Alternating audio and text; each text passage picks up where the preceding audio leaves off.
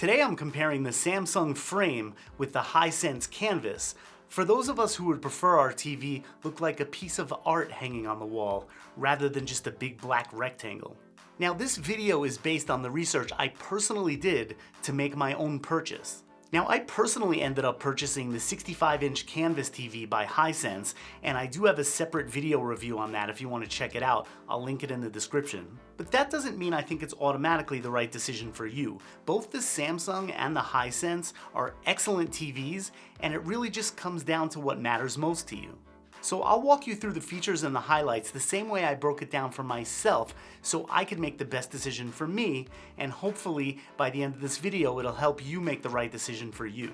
And if you like honest, straightforward reviews and comparisons like this, please subscribe to my channel, I'd really appreciate it. Okay, let's do this. The Hisense Canvas TV comes in 55, 65, 75, and you guessed it, 85. The Samsung also comes in smaller sizes like 32, 43, and 50.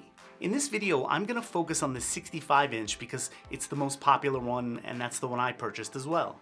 Now the baseline Hisense is typically listed at $1,100, but it was discounted to $997 on Amazon one day after I got mine delivered. Thanks. Samsung's baseline models seem to fluctuate between $1497 and $1297 depending on which day you look on Amazon, but it's still more expensive than the Hisense. Now Samsung also has other models.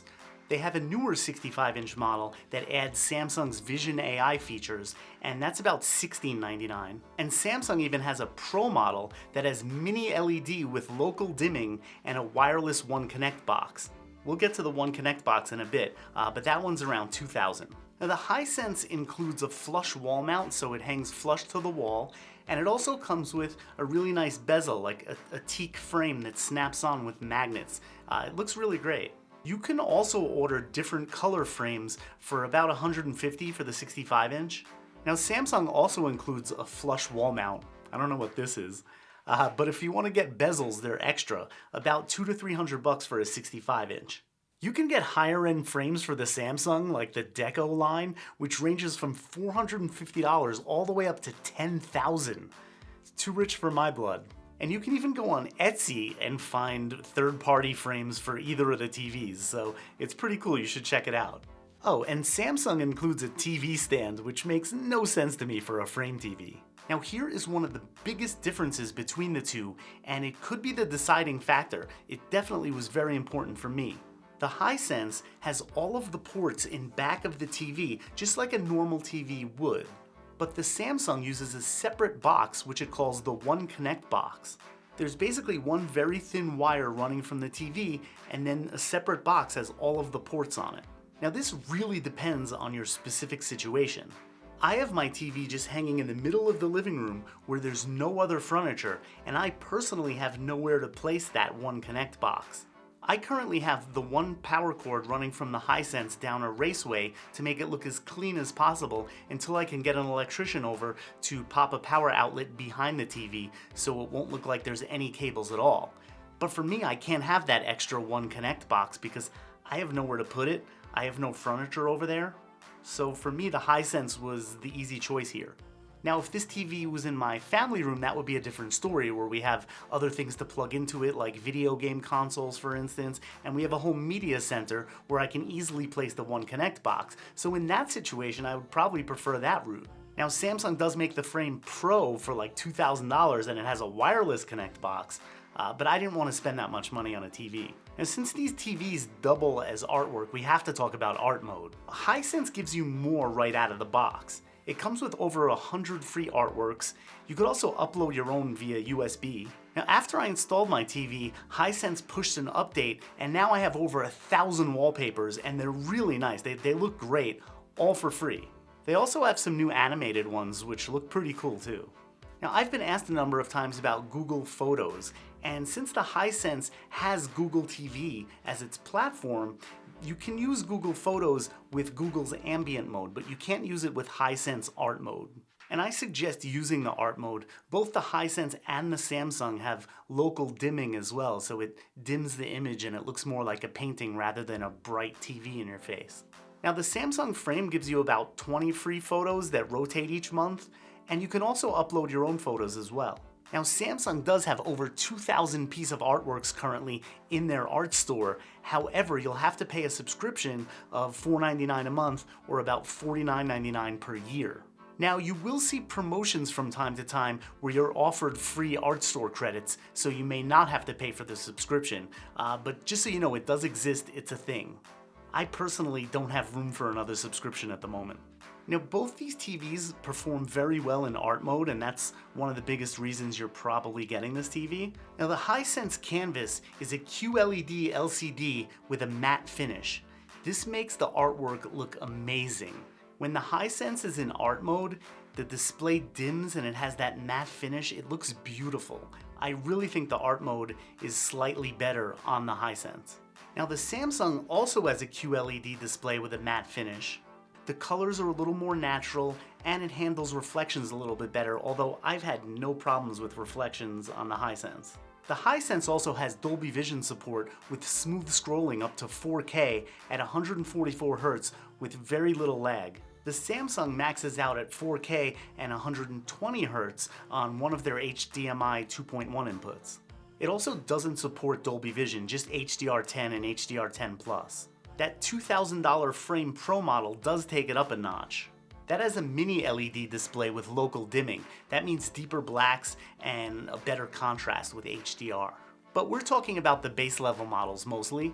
So let's forget all these numbers and specs for a second. Just from personal real world experience, I used to work in an electronics store years ago. And we'd have a whole bunch of TVs hanging on the wall, and you could nitpick and find the differences between each one. Some of them look a little bit better than others. You know what? At home, you probably only have one TV in the room that you're gonna hang this TV on. You're not comparing them with other TVs. And I mean, listen, I'm somebody who's generally picky about these things, but I'm happy with any of these models. You know, QLED 4K, that's enough for me personally. So I don't wanna get too deep in the weeds on specs. I would say the baseline Hisense is a little more impressive in art mode, and the baseline Samsung is a little more impressive in video mode. And I feel if you're going to be that picky about video quality, you probably wouldn't get a Frame or Canvas TV in the first place, unless you're going to splurge and get the Frame Pro, but that's just my opinion. Now, as far as audio goes, neither TV is going to blow you away. Right? I mean, let's be real. If you want amazing audio and you need some kind of external setup, a soundbar, a surround sound system, something like that. I don't think it even makes sense to nitpick about the sound between the two. They're both pretty good. I mean, I'm actually impressed with the audio quality of the Hisense in my living room. For a flush mount artwork TV like that, it does have pretty impressive sound. And I think both TVs are pretty comparable, but again, if you're really picky about sound, you have to get something external. Now, if you are going with an external setup like that, both TVs do have eARC, so you can pass the sound over to a receiver or a soundbar through the HDMI port. The Hisense supports Dolby Atmos and DTS, as where the Samsung only does Dolby Atmos. The Samsung, however, leans on its own ecosystem with Q-Symphony. This lets the TV's built-in speakers sync with a Samsung soundbar, which is pretty cool. So I think overall, if any of these things matter to you, then the Hisense would win in the audio department, unless you're getting the Samsung and the Samsung soundbar and all that. Now let's get to the smart TV platforms. Hisense runs on Google TV, and the Samsung has its own Tizen platform. Now this was a very important part of the decision for me because I personally have a whole Google smart home. I have other TVs that have Google TV in them. I have Nest Hub displays and Google Home Minis all over the place. So it's basically built-in Chromecast and Google Assistant, and it's highly compatible with all your Google and Nest devices. It also supports AirPlay, so you could connect your iPhone to it. And of course, if you have an Android device, it's basically Android TV. They just changed the name to Google TV in recent years. I even did another video where I installed a custom launcher on my Google TV to make it look absolutely stunning. Now, Samsung, of course, is one of the world's most popular TVs, and their Tizen platform is used by so many people. It's very mature. It's a great operating system as well. Can I call it an operating system? You could also use Samsung's SmartThings for device syncing and home control. And it also has AirPlay, so you can connect an iPhone to it. Now, if these are things that don't really matter too much to you, then both of them are going to be fine. But if you're fully immersed in the Google ecosystem or the Samsung ecosystem, it could sway you in either direction. I have a Samsung smart washer dryer, but I don't think I want to hook that to my TV. Okay, now the exciting part. We're going to talk about ports and gaming. What? Hisense Canvas has 4 HDMI ports, 2 of which are HDMI 2.1 supporting 4K at 144 Hz. HDMI 1 handles eARC, supports Dolby Vision for gaming, and DTS. The Samsung frame has 4 HDMI inputs also on the One Connect box. Only one of them is HDMI 2.1 handling 4K at 120 Hz. Oh, and no DTS. Now, I will mention again that $2,000 Frame Pro, which has a wireless One Connect box, which is really cool, and then you get 4 HDMI ports, all with HDMI 2.1. And they have a micro HDMI as well. Wow, that port section was exciting. Okay, now let's wrap it up. Like I said in the beginning of the video, I personally chose the Hisense 65-inch Canvas TV. Now, why did I make my decision? Well, first of all, price is an issue.